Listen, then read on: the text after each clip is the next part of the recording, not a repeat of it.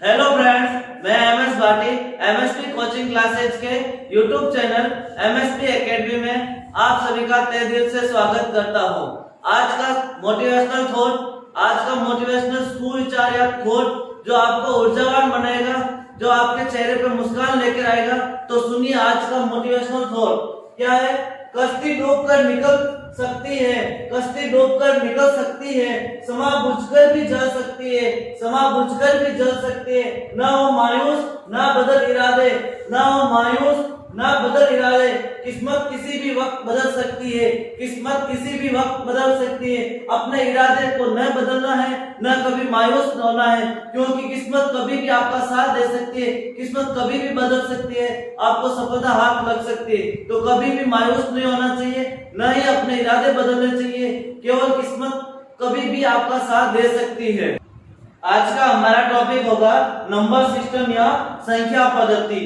Topic कौन सा हमारे पास? संख्या पद्धति या नंबर सिस्टम। हम रीड लेवल फर्स्ट का यूनिट फर्स्ट का फर्स्ट टॉपिक था, जो हमने सीखा था 1 करोड़ तक की संख्याओं को कैसे लिखा जाता है, उसको कैसे पढ़ा जाता है। स्थानीय मान सीखे थे, जातीय मान ज्ञात करना, उनका योग ज्ञात करना, ये हमने सीखा था। आज की क्लास में हम सीखेंगे संख्याओं के बारे में कि कितने प्रकार की संख्या होती है, कौन कौन सी संख्या होती है, उसको कैसे पढ़ा जाता है। तो उन संख्याओं के बारे में सीखेंगे। तो संख्या पद्धति में हम सबसे फर्स्ट लेंगे संख्याएं। और हमने सीखा था संख्याएं क्या होती है, संख्याएं क्या होती है। तो हमने लास्ट क्लास में पढ़ा था कि अंक, लास्ट क्लास में क्या पढ़ा था? अंक। अंक कौन कौन से थे? 0, 1, 2, 3, 4, 5, 6, 7, 8 और 9। ये हमारे पास 10 अंक थे। 0, 1, 2, 3, 4, 5, 6, 7, 8 और 9, ये हमारे पास थे अंक। और अंक से मिलकर क्या बनी थी? संख्या। संख्या किससे बनी थी? अंक से मिलकर क्या बनी हमारे पास? संख्या। अंक से मिलकर किसका निर्माण हुआ? मिलकर क्या बन गए हमारे पास? संख्या बन गई। अंक से मिलकर या अंकों से मिलकर क्या बन गए हमारे पास? संख्याएं बन गई। तो अंकों से मिलकर जो भी हमारे पास बनता है उसे क्या कहते हैं? हम संख्याएं कहते हैं। अब संख्याएं कितने प्रकार की होती है? संख्याएं मुख्य रूप से 2 प्रकार की होती है। एक होती है वास्तविक संख्या और दूसरी संख्या होती है काल्पनिक संख्या। एक होती है वास्तविक संख्या, जिसे हम कह सकते हैं रियल नंबर। रियल का अर्थ होता है वास्तविक संख्या। दूसरी संख्या होती है काल्पनिक संख्या। कौन सी संख्या? काल्पनिक संख्या, या फिर हम कह सकते हैं इमेजिनरी नंबर।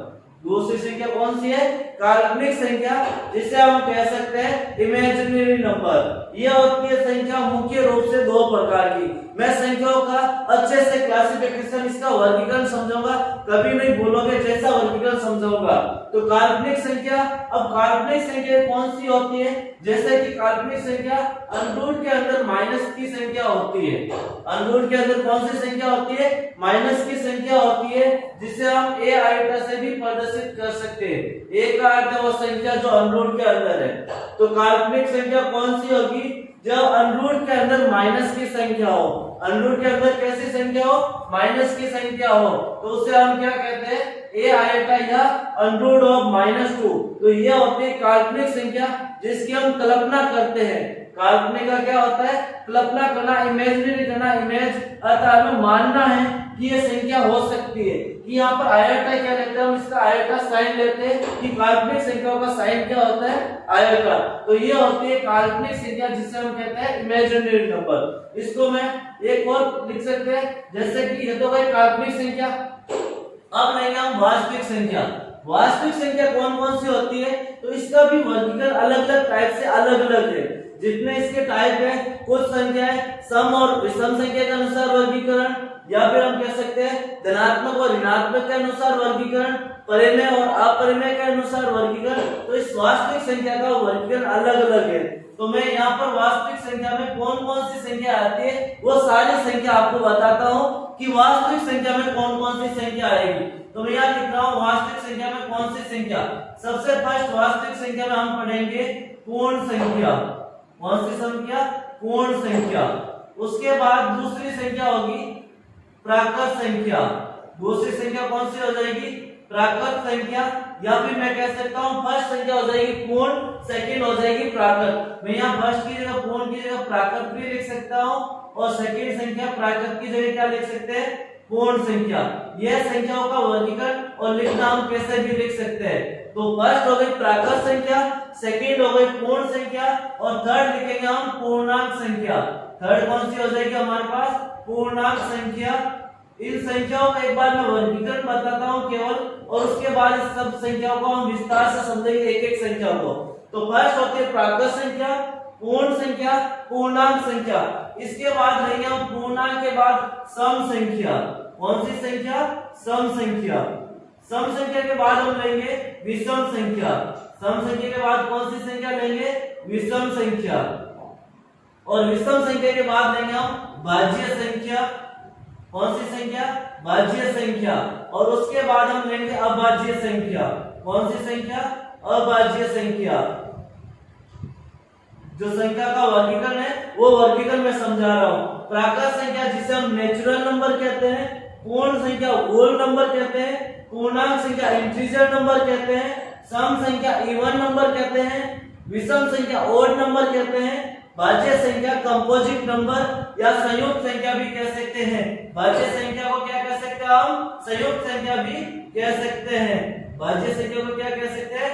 संयुक्त संख्या भी हम कह सकते हैं। नेक्स्ट है अभाज्य संख्या जिसे हम प्राइम नंबर कहते हैं। ये दिया गया।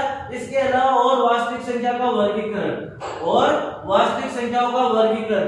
भाज्य के बाद हम लेंगे सहअभाज्य संख्या। कौन सी संख्या? सहअभाज्य संख्या। उसके बाद लेंगे हम सहअभाज्य के बाद लेंगे हम सहभाज्य संख्या। कौन सी लेंगे? सहभाज्य संख्या। एक हो गया अभाज्य संख्या, एक हो जाएगा भाज्य संख्या। उसके बाद लेंगे हम ट्विन अभाज्य संख्या। कौन सी संख्या? ट्विन अभाज्य संख्या। उसके बाद लेंगे ट्विन अभाज्य संख्या हो गया। यहाँ पर हमने मेरे वर्गीकरण लिखा है, वर्गीकरण में ऊपर नीचे कैसे लिख सकता हूँ उसको हम सीरियल से संख्याओं को पढ़ेंगे और मैंने वर्गीकरण सीरियल से ही लिखा। यहाँ अभाज्य को बाद में लिख देते हैं, यहाँ लिख देते भाज्य और यहाँ अभाज्य। अभाज्य में ट्विन अभाज्य संख्या, सहअभाज्य संख्या हो गया, ट्विन अभाज्य संख्या हो गया। इसके बाद हम लेंगे और संख्या का प्रकार लेंगे कि और कौन सी संख्या होती है। तो ट्विन अभाज्य संख्या हो गया। इसके बाद हम लेंगे ट्विन अभाज्य संख्या के बाद अपेक्षित अभाज्य संख्या। अपेक्षित अभाज्य संख्या। ट्विन अभाज्य संख्या के बाद हम कौन सी लेंगे? अपेक्षित अभाज्य संख्या। उसके बाद हम लेंगे प्राइम संख्या, प्राइम नंबर या परिमेय संख्या। सॉरी, प्राइम नंबर नहीं, परिमेय संख्या जिसे हम क्या कहते हैं? परिमेय संख्या, जिसे हम इंग्लिश में कहते हैं रिएशनल नंबर। परिमेय संख्या, प्राइम नंबर नहीं, प्राइम नंबर होता है अभाज्य संख्या। परिमेय संख्या, परिमेय संख्या। और उसके बाद लेंगे हम अपरिमेय संख्या। कौन सी संख्या लेंगे हम? अपरिमेय संख्या। अपरिमेय संख्या। अपरिमेय संख्या के बाद हम लेंगे अपरिमेय संख्या के बाद हम लेंगे सम्मिश्र संख्या। कौन सी संख्या? सम्मिश्र संख्या। कौन सी संख्या हो गई हमारे पास? सम्मिश्र संख्या हो गई। अपरिमेय संख्या, परिमेय संख्या, सम्मिश्र संख्या। उसके बाद हम लेंगे परफेक्ट नंबर या पूर्ण संख्या। कौन सा नंबर? परफेक्ट नंबर या कह सकता हूं पूर्ण संख्या। परफेक्ट नंबर या पूर्ण संख्या, जिसको हम पूर्ण संख्या दो बार है, दोनों में डिफरेंट है। ये तो है पूर्ण संख्या, इसे हम परफेक्ट नंबर कहेंगे। ये होल नंबर, ये कौन सा नंबर हमारे पास? होल नंबर है, जिसे हम होल नंबर से प्रदर्शित करते हैं और इसे हम बोलेंगे परफेक्ट नंबर, पूर्ण संख्या। दोनों में फर्क है, ऐसे नहीं आप दोनों को सेम समझ लो। दोनों में हमारे पास क्या है? फर्क है। एक तो हमारे पास परिमेय संख्या, अपरिमेय संख्या, सम्मिश्र संख्या, परफेक्ट संख्या, परफेक्ट नंबर, पूर्ण संख्या। और उसके बाद हम लेंगे रामानुजम संख्या। कौन सी संख्या लेंगे? इसी का प्रकार है, तो मैं यहाँ लिख देता हूँ, सबसे नीचे लिखना था लेकिन मैं इसको आगे लिख देता हूँ, इसी के आगे प्रकार। कौन सा हो जाएगा? रामानुजम संख्या। रामानुजम संख्या।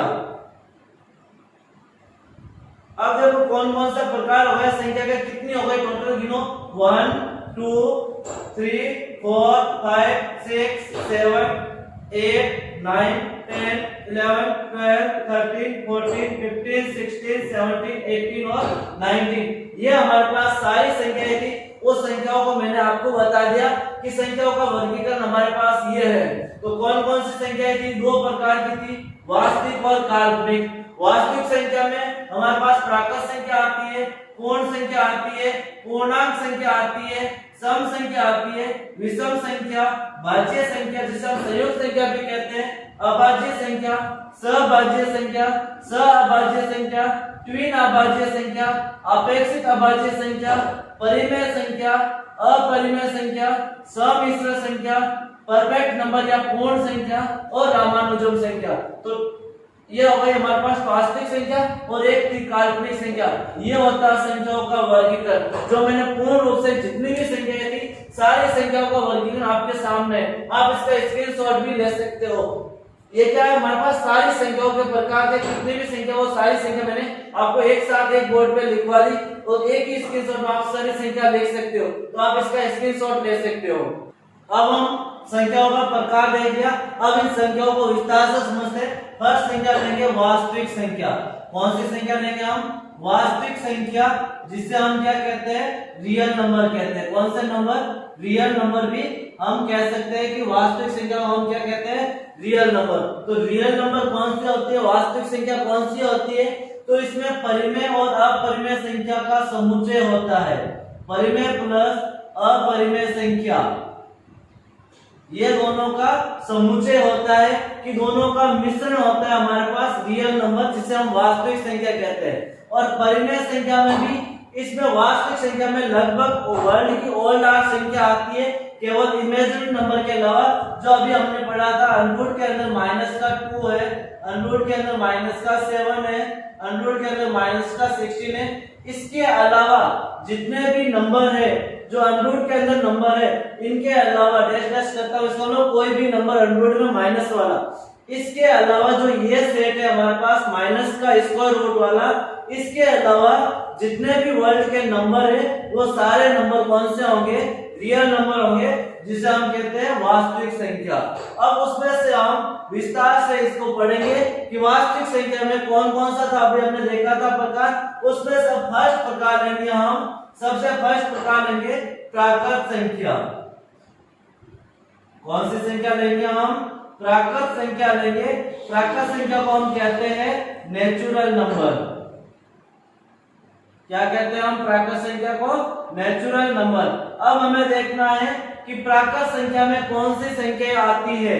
प्राकृत संख्या कहां से स्टार्ट होती है? तो प्राकृत संख्या हमेशा 1 से स्टार्ट होगी। 1 से गिनना स्टार्ट करेंगे हम, 1 से लेकर ये अनंत तक संख्या चलती रहेगी हमारे पास। कौन सी संख्या? प्राकृत संख्या।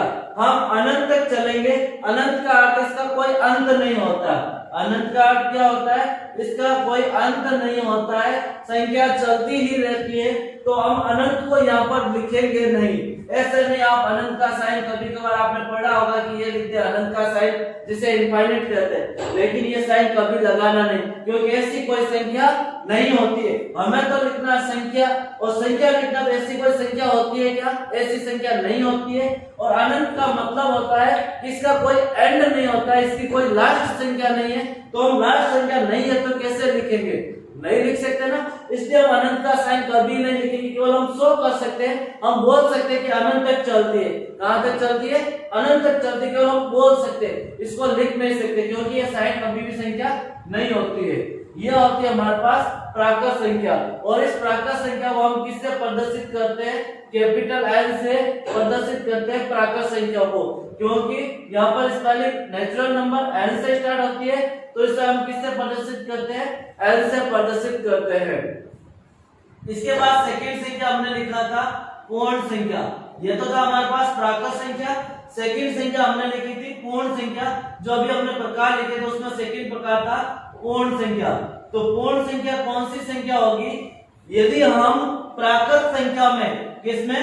प्राकृत संख्या जिसमें नेचुरल नंबर एन से प्रदर्शित करते हैं, प्राकृत संख्या में यदि हम प्राकृत संख्या में 0 शामिल कर दे, क्या शामिल कर दे? जीरो शामिल कर दे तो हमारे पास क्या बन जाएगा, पूर्ण संख्या बन जाएगा। और पूर्ण संख्या को हम कहते हैं होल नंबर।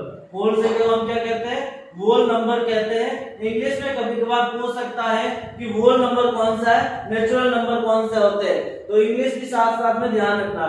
ये हो गया नेचुरल नंबर, होल नंबर।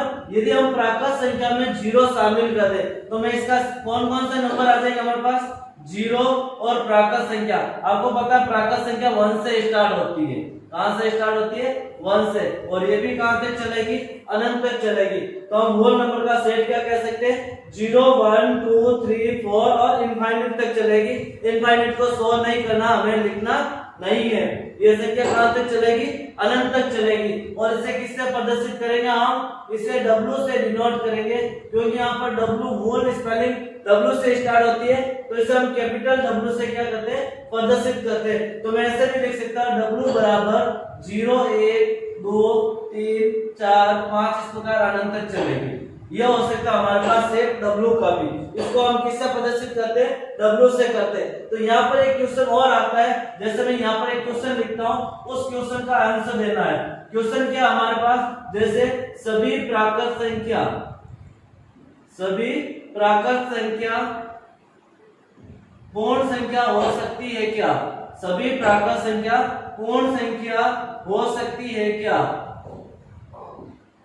हो सकती है क्या, यस या नो में जवाब देना है। हो सकती है, सभी प्राकृत संख्या पूर्ण संख्या हो सकती है, इसका राइट यस या नो में जवाब देना है कि पूर्ण संख्या हो सकती है या नहीं हो सकती है। ये क्वेश्चन आता है, तो हम इसका कहेंगे सभी प्राकृत संख्या की, जो भी सभी प्राकृत संख्या हमारे पास ये वाले कि ये सभी प्राकृत संख्या पूर्ण संख्या हो सकती है, यस हो सकती है, क्योंकि देखो ये प्राकृत संख्या ही है, ये क्या हमारे पास प्राकृत संख्या, तो हम कह सकते हैं सभी प्राकृत संख्या पूर्ण संख्या है।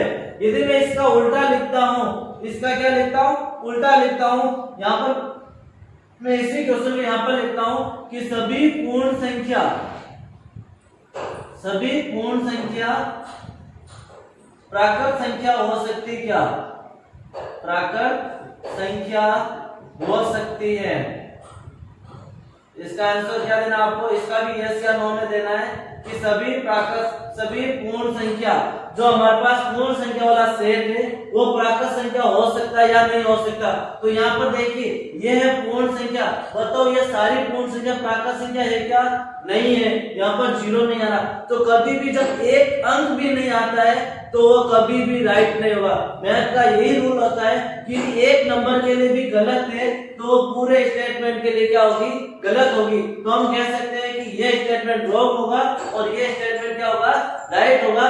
ये कथन राइट है, ये कथन रॉन्ग है। ऐसा क्वेश्चन भी आ सकता है कि सभी प्राकृत संख्या पूर्ण संख्या है, सही है गलत है, सभी पूर्ण संख्या प्राकृत संख्या है या नहीं है, तो उसका भी हमें पता होना चाहिए। क्वेश्चन आ सकता है कि निम्न में से कौन सा सत्य है, कौन सा असत्य है। जब हमें इसका पूर्ण नॉलेज होगा तभी हम बता सकते हैं सत्य या असत्य, क्योंकि हमें ये पता नहीं है, हम नहीं बता सकते सत्य या असत्य, क्योंकि ये स्टेटमेंट सत्य है कि प्राकृत संख्या पूर्ण संख्या हो सकती है, क्योंकि एक से नंबर इसमें आते हैं और ये वाले नंबर इसमें नहीं आते हैं। नेक्स्ट हम लेंगे पूर्णांक संख्या। कौन सी संख्या, पूर्णांक संख्या या इंटीजर नंबर। कौन से नंबर, इंटीजर नंबर। कौन सा नंबर है हमारे पास, इंटीजर नंबर या पूर्णांक संख्या कह सकते हैं कि हमारे पास पूर्णांक संख्या कौन सी होती है। तो पूर्णांक संख्या कौन सी हो जाएगी हमारे पास, इसमें क्या होगा, हमारे पास नेगेटिव नंबर भी होगा, ऋणात्मक संख्या भी होगी, जीरो भी होगा और धनात्मक संख्या भी होगी। इसमें सारी संख्या होगी प्लस वाली और माइनस वाली, जिसे हम पॉजिटिव और नेगेटिव नंबर भी कह सकते हैं। तो इंटीजर नंबर जो पूर्णांक संख्या होती है इसमें प्लस और माइनस और जीरो तीनों संख्या होती है जो पूर्णांक संख्या होती है। इसमें क्या क्या शामिल होता है हमारे पास, नेगेटिव नंबर होता है, पॉजिटिव नंबर होता है, जीरो होता है। तो मैं इसको इस प्रकार भी लिख सकता हूँ, नेगेटिव जीरो, नेगेटिव होता है ऋणात्मक, जीरो का मैंने जीरो लिख दिया। और आपको पता धनात्मक संख्या होती है 1 2 3 4 5 धनात्मक संख्या यही होती है। तो धनात्मक संख्या को हम क्या कहते हैं? धनात्मक संख्या को हम प्राकृत संख्या कहते हैं। धनात्मक संख्या को हम क्या कहते हैं? प्राकृत संख्या कहते हैं। तो मैं सेट इस प्रकार भी लिख सकता हूं, मैं वो इस तरह से लिखता हूं, नेगेटिव जीरो और प्राकृत संख्या के सेट को अभी हमने पढ़ा था, इसे कहते हैं पूर्ण संख्या। तो मैं इस सेट को इस प्रकार भी लिख सकता हूं, नेगेटिव नंबर और पूर्ण संख्या, वह संख्या जिसमें नेगेटिव नंबर भी शामिल हो और पूर्ण संख्या भी हो, उसे हम पूर्णांक संख्या कहते हैं। पूर्णांक का अर्थ होता है पूर्ण अंक। पूर्णांक का क्या होता है? पूर्ण अंक। जैसे मैं यहाँ लिखता हूँ पूर्णांक संख्या माइनस अनंत से लेके प्लस के अनंत तक चलती है, dash dash dash -3 -2 -1 0 1 2 3 4 dash dash dash करके अनंत तक। ये होता है हमारे पास पूर्णांक संख्याओं का सेट। और पूर्णांक संख्या को हमेशा हम i या z से प्रदर्शित करते हैं। दोनों में से कोई भी नंबर ले सकते हैं, i भी ले सकते हैं और z भी हो सकता है। i से भी हम इंटीजर है तो i से प्रदर्शित करते हैं और z से भी इसे प्रदर्शित कर सकते हैं, क्योंकि पूर्णांक संख्या को हम दोनों नंबर से प्रदर्शित करते हैं। एग्जाम आपके पास आता है z कौन सी संख्या है, तो हम कह सकते हैं z पूर्णांक संख्या है। आपको कुछ i कौन सी संख्या है, i इंटीजर या पूर्णांक संख्या है। अब देखो यहाँ पर एक क्वेश्चन और होता है कि जब भी हमारे पास जीरो होता है, यदि जीरो से हम इधर वाली साइड धनात्मक तरफ जाएंगे, जीरो से कौन सी साइड में? धनात्मक तरफ, धनात्मक की ओर। कौन से ओर? धनात्मक या पॉजिटिव की ओर जाएंगे तो हमेशा संख्या छोटी से बड़ी रूप में चलेगी। इधर वाला रूप कौन सा है हमारे पास? बढ़ते क्रम है, छोटे से बड़े रूप में। कौन सा है? छोटे से बड़े। जैसे जैसे हम जीरो से दूर जाएंगे संख्या क्या होती जाएगी? बड़ी होती जाएगी। मैं बोलूंगा जीरो से 1 बड़ा है, 1 से 2 बड़ा है, 2 से 3 बड़ा है, 3 से 4, 4 से 5, 10, 10 से 20, 100, 1000। इस प्रकार जैसे जैसे हम पॉजिटिव से जीरो से दूर जाएंगे प्लस की ओर तो संख्या बढ़ती जाएगी, और जैसे जैसे जीरो से हम माइनस की ओर जाते हैं, जैसे जैसे जीरो से माइनस की ओर दूर जाते हैं तो घटते क्रम में चलेंगे, घटते क्रम में चलेंगे। इसका अर्थ है जीरो के पास वाली माइनस वाली संख्या सबसे बड़ी होगी, और जैसे जैसे जीरो में माइनस से दूर जाएंगे हमारे पास संख्या क्या होती जाएगी? छोटी होती जाएगी, और लास्ट वाली संख्या क्या होगी? सबसे छोटी संख्या होगी। तो जीरो से जितना दूर जाएंगे हम, वैसी संख्या कैसी होती जाएगी? माइनस में होती जाएगी और छोटी होती जाएगी। और जैसे जैसे जीरो से प्लस की ओर बढ़ते हम, जीरो से प्लस की ओर जाते हैं तो हमारे पास क्या होगा? प्लस की ओर आगे बढ़ते हैं तो यह संख्या क्या होगी? बढ़ते क्रम में बड़े रूप में होती जाएगी, बड़े से रूप में चलेगी। और अब हमें यदि प्लस और माइनस करना होता है पूर्णांक संख्या का प्लस या माइनस करना हो तो इधर वाले नंबर कोई भी हो तो उसको जोड़ेंगे, इधर वाले नंबर कंटिन्यू कोई भी आए तो उसको भी जोड़ेंगे। जैसे मैं लिखता हूँ -3, -2, -1 का मान कितना होगा, तो मैं इसको लिखूंगा, इसका मान कितना हो जाएगा? सारी संख्या माइनस की है तो हम जोड़ेंगे, 3 और 2 5 और 1 6, आंसर आएगा 6। आएगा कैसे? प्लस का या माइनस का? माइनस का आएगा, क्योंकि ये संख्या किसकी है? सारी संख्या माइनस की है। और यदि इसी प्रकार में प्लस की लूंगा तो आंसर किस में आ जाएगा? प्लस में आ जाएगा। ये थी हमारे पास पूर्णांक संख्या। कौन सी संख्या हो गई हमारे पास? पूर्णांक संख्या हो गई। नेक्स्ट हम लेंगे अगली संख्या की सम संख्या और विषम संख्या। कौन कौन सी संख्या लेंगे? सम संख्या और विषम संख्या। कौन सी सम संख्या है, कौन सी विषम संख्या है? दोनों संख्या, जिसे हम कह सकते हैं इवन नंबर। सम संख्या को क्या कहते हैं? Even number. और विषम संख्या को हम कहते हैं ऑड नंबर। यह है संख्या, अगली संख्या का प्रकार। जो हमने अभी संख्याओं का प्रकार लिखे थे उसमें से अगली संख्या दोनों है, एक तो सम संख्या, एक विषम संख्या। सम संख्या इवन नंबर, और सम संख्या कौन सी होती है? सम संख्या जिसमें 2 का भाग पूरा पूरा जाता है। सम संख्या कौन सी होगी? जो 2 से पूर्ण रूप से क्या हो? डिवाइड हो, 2 से पूरी तरह से क्या हो? विभाजित हो, पूरी तरह से क्या हो? विभाजित हो या भाज्य हो। 2 का भाग विभाजित या विभाज्य हो जो पूरा पूरा भाग जाता है तो वह संख्या हो जाएगी सम संख्या। यहाँ पे मैं दूसरे शब्दों में सम संख्या को और अलग प्रकार से परिभाषित कर सकता हूँ कि वह संख्या है जिसका इकाई का अंक हमारे पास क्या होना चाहिए, 0, 2, 4, 6, 8, यह होना चाहिए इकाई का अंक। इनमें से कोई भी इकाई का अंक आता है तो हम कह सकते हैं कि वह संख्या सम संख्या है और उसमें 2 का भाग पूरा पूरा जाएगा। यह होती है सम संख्या जिसे हम इवन नंबर कहते हैं। सेकंड संख्या विषम संख्या जिसे हम ऑड नंबर कहते हैं। यह हो जाएगा इसमें 2 से पूरी तरह विभाजित नहीं हो, 2 से पूरी तरह विभाजित नहीं हो, विभाजित न हो कि पूरा पूरा भाग 2 का नहीं जाना चाहिए। या फिर हम कह सकते हैं अलग शब्दों में इकाई का अंक जो हमारे पास लास्ट अंक यूनिट डिजिट होता है, इकाई का अंक जिसे हम यूनिट डिजिट कहते हैं, वो इकाई का अंक क्या होना चाहिए, 1, 3, 5, 7 और 9। यदि ये वाला यूनिट डिजिट आता है तो वह संख्या 2 से पूर्ण रूप से विभाजित नहीं होगी। तो इसके एग्जांपल में लिख सकता हूं जैसे 2, 3, 4, 5 और 6, 1, 3, 5, 7 और 8। तो ये देखो इसके लास्ट अंक 6 और 8 आ रहा है। जब लास्ट अंक देखना, केवल लास्ट अंक हम बता देगा कि 2 का भाग पूरा पूरा जाता है या नहीं जाता है। इसमें 6 आ रहा है, 2 का भाग जाएगा, 8 है तो 2 का भाग जाएगा। इसके एग्जांपल लेंगे तो एग्जांपल लिख सकता हूँ 1, 3, 5 या फिर लिख सकता हूँ 11, 2, 3, 23, 2, 7, 27। ये सारे कौन से नंबर हो जाएंगे, ऑड नंबर हो जाएंगे, विषम संख्या हो जाएगी। यहाँ पर मैं कुछ स्टेटमेंट लिख रहा हूँ, वो स्टेटमेंट 3 स्टेटमेंट और लिख रहा हूँ। अभी हमने 2 स्टेटमेंट बता दिया, सत्य असत्य, अब 3 स्टेटमेंट और लिख रहा हूँ। मैं लिख रहा हूँ पूर्णांक संख्या पूर्ण संख्या हो सकती है, पूर्णांक संख्या पूर्ण संख्या हो सकती है, यस या नो में जवाब देना है। सेकंड स्टेटमेंट लिखता हूं पूर्णांक संख्या प्राकृत संख्या हो सकती या नहीं हो सकती, प्राकृत संख्या हो सकती है या नहीं, राइट या रॉन्ग में जवाब देना। नेक्स्ट स्टेटमेंट लिखता हूं मैं पूर्ण या प्राकृत संख्या पूर्णांक संख्या हो सकती है,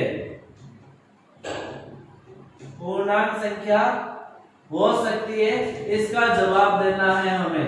3 स्टेटमेंट लिखा। इसके अलावा सम और विषम का भी होता है, वो आपको सोच लेना, जैसे हमने बनाया वैसे ही हो जाएगा। तो मैं यहाँ लिखता हूँ पूर्णांक संख्या पूर्ण संख्या हो सकती है। अब पूर्णांक संख्या में प्लस माइनस दोनों संख्या आती है और 0 भी आता है, तो ये पूर्ण संख्या नहीं हो सकती, क्योंकि माइनस वाली संख्या पूर्ण संख्या नहीं होती है। तो ये स्टेटमेंट क्या हो जाएगा, रॉन्ग हो जाएगा।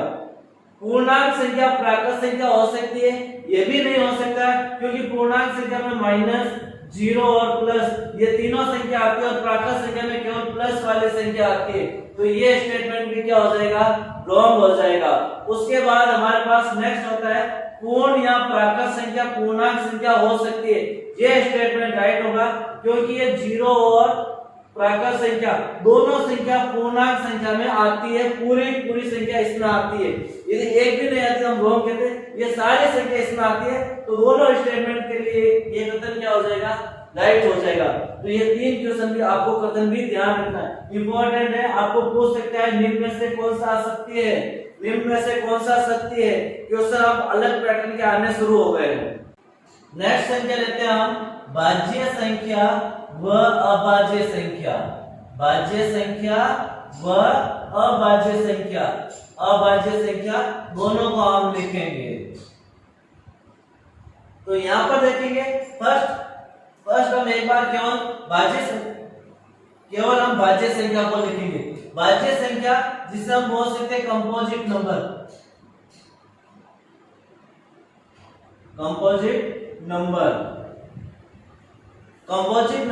या भाज्य संख्या। अब भाज्य संख्या कौन सी होती है, वह संख्या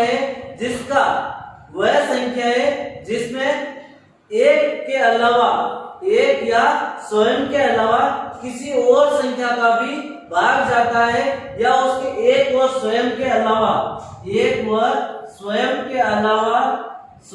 अलावा और गुणनखंड हो, एक या स्वयं के अलावा और कोई दूसरा गुणनखंड हो, कोई अन्य गुणनखंड हो या दूसरा गुणनखंड हो, दूसरा गुणनखंड या अन्य या दूसरा गुणनखंड हो। क्या होता है हमारे पास भाज्य संख्या कंपोजिट नंबर, एक या स्वयं के अलावा कोई अन्य या दूसरा गुणनखंड हो जिसमें किसी और संख्या का भी भाग जाता है खुद की संख्या के अलावा। जैसे मैं एग्जांपल लिखता हूं यहाँ पर, मैं लिखता हूं यहाँ पर 4, 6, 8, 9, 10, 12, 14, 16, यहाँ पर 15 भी हो जाएगा। तो ऐसी संख्या है जिसमें खुद के अलावा और किसी संख्या का भाग जाना चाहिए। जैसे इसमें 2 का भाग जाता है, 4 में किसका भाग जाता है, 2 का जाता है, 6 में 2 का भी जाता है, 3 का भी जाता है, 8 है इसमें 2 का भी जाता है, 4 का भी जाता है, 9 है इसमें 3 का भी भाग जाता है। तो ऐसी संख्या है जिसमें खुद के अलावा किसी और संख्या से भाग जाना चाहिए, या हम कह सकते हैं खुद के अलावा कोई और गुणनखंड होना चाहिए। यह होता है भाज्य संख्या या कंपोजिट नंबर, भाज्य संख्या या कंपोजिट नंबर। अब भाज्य संख्या के कुछ इंपॉर्टेंट बातें हैं वो एक बार मैं बता देता हूं इसके साथ ही, कि सबसे छोटी भाज्य संख्या, सबसे छोटी भाज्य संख्या, सबसे छोटी भाज्य संख्या, तो सबसे छोटी भाज्य संख्या कौन सी है, 4 है हमारे पास। सबसे छोटी भाज्य संख्या कौन सी है, 4। मैं बोल सकता हूं सबसे छोटी समभाज्य संख्या, सबसे छोटी समभाज्य संख्या वो भी कौन सी है, 4 ही है हमारे पास। मैं बोलता हूं सबसे छोटी विषम भाज्य संख्या, विषम भाज्य संख्या कौन सी है हमारे पास, सबसे छोटी विषम भाज्य संख्या कौन सी है, 9 है हमारे पास। तो सबसे छोटी भाज्य संख्या 4 है, सबसे छोटी समभाज्य संख्या भी 4 है, सबसे छोटी विषम भाज्य संख्या कितनी है, 9 है। ये 3 पॉइंट याद रखना जरूरी है, एग्जाम में आ सकता है। सबसे छोटी विषम भाज्य संख्या कौन सी है, 9 है। सबसे छोटी समभाज्य संख्या कौन सी है, 4 है। तो ये हो गई भाज्य संख्या जिसे हम कंपोजिट नंबर कह सकते हैं। तो भाज्य संख्या की आपके पास परिभाषा हो गई। अब हम लेंगे अभाज्य संख्या। कौन सी संख्या लेंगे, अब हम अभाज्य संख्या कि अभाज्य संख्या क्या होती है और इससे संबंधित कुछ क्वेश्चन लेंगे। तो अभाज्य संख्या जिसे हम प्राइम नंबर भी बोल सकते हैं, और ये इंग्लिश वाले भी आपको ध्यान रखना है, एग्जाम में पूछ सकता है सबसे छोटा प्राइम नंबर कौन सा है, सबसे छोटा प्राइम नंबर कौन सा है। तो इंग्लिश वर्ड भी साथ साथ में ध्यान रखना है। अभाज्य संख्या जिसे हम क्या कह सकते हैं, प्राइम नंबर। इसकी डेफिनेशन एक ही होगी कि इसमें एक व स्वयं के अलावा, एक व स्वयं के अलावा किसी का भी भाग नहीं जाता है, किसी का भी भाग नहीं जाता है, किसी का भी भाग नहीं जाता है। या फिर हम कह सकते हैं इसके अलावा कोई और गुणनखंड नहीं होता है, एक और स्वयं के अलावा कोई भी गुणनखंड नहीं होता है। यह होती है अभाज्य संख्या जिसे हम प्राइम नंबर कह सकते हैं। तो इसके एग्जाम्पल देखेंगे तो इजीली समझ में आ जाएगा।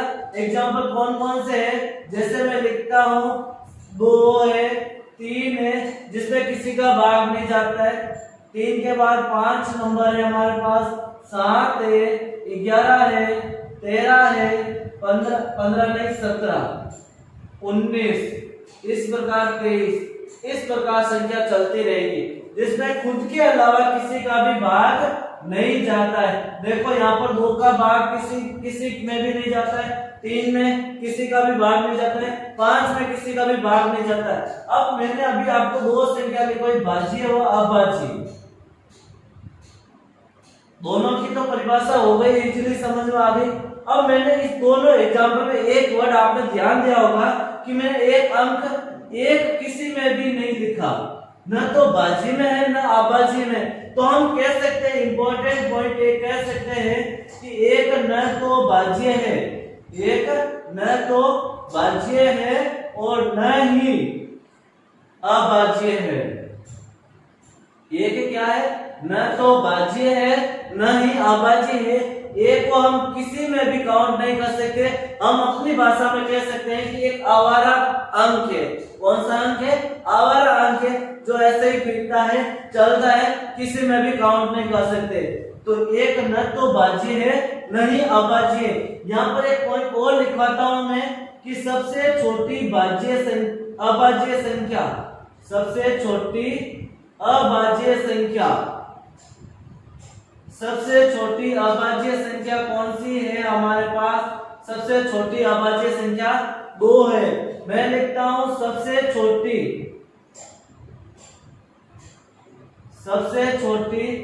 सम अभाज्य संख्या, कौन सी संख्या, सम अभाज्य संख्या।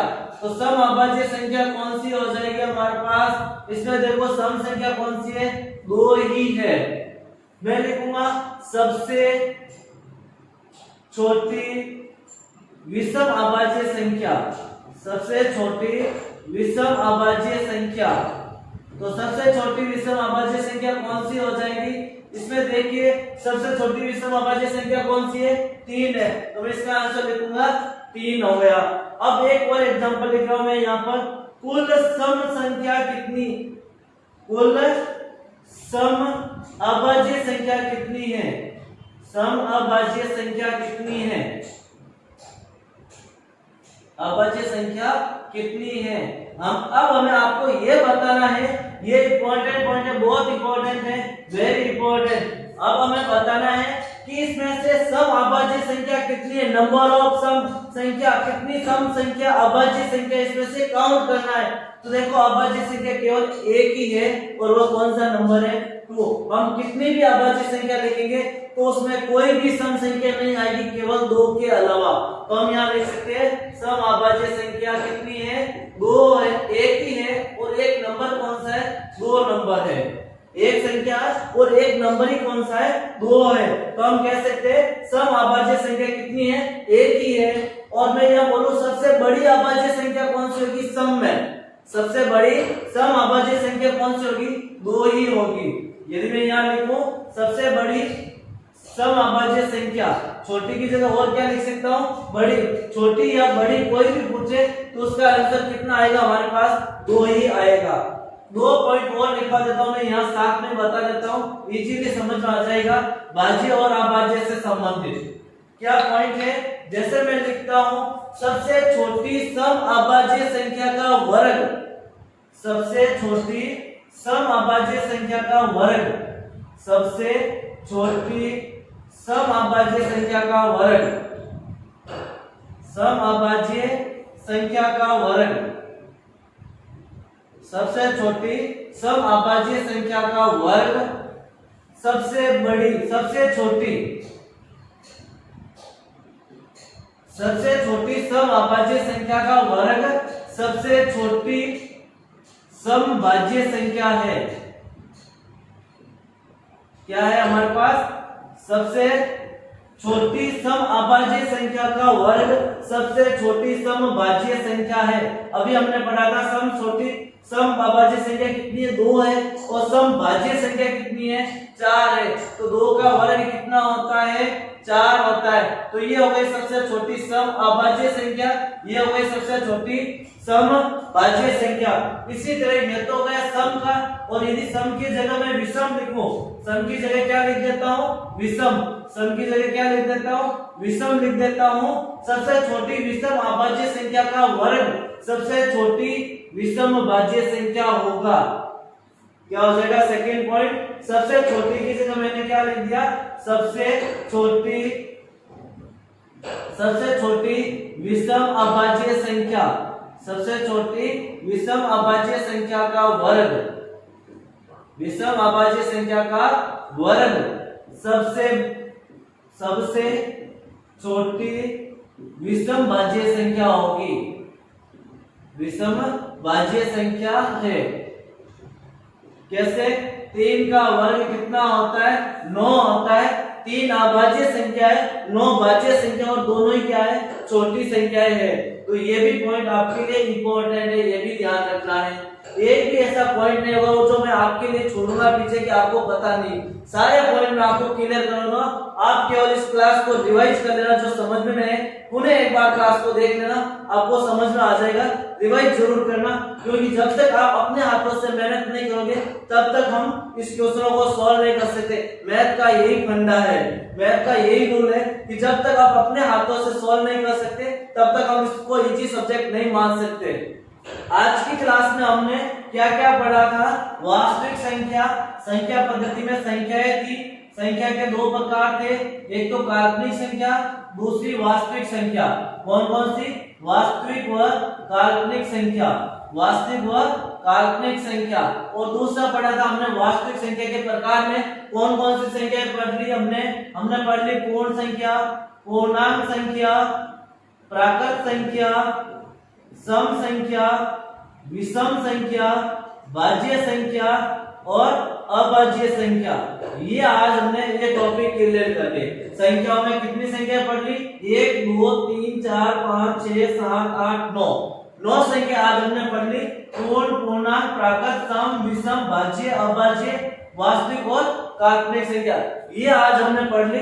इसके आगे वाली जो संख्या है, जो नेक्स्ट क्लास, कल की क्लास होगी, उसमें हम पढ़ेंगे। तो एक बार इस वीडियो को जरूर रिवाइज करना, जैसा आपको समझ में आ जाए कि हमने क्या क्या किया।